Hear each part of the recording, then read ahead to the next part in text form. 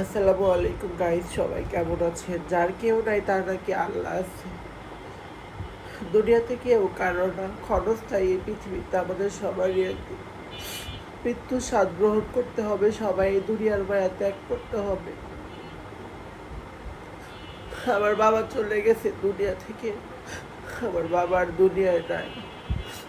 আমার বাবা, আমি কিছুক্ষণ আগে ঘুমাইছিলাম, আমার স্বপ্নে দেখা দিয়ে বলতেছে, মা রে, মা আমি দুনিয়াতে নাই। সরে আর কেউ কখনো ফোন দিয়া জিগাইব না, মা তুই খাইছস কিনা, মা তুই ঘুমাইছস কিনা, মা তুই কি করতাছস, মা তুই কোথায় আসস। আর কেউ আমারে বলে না।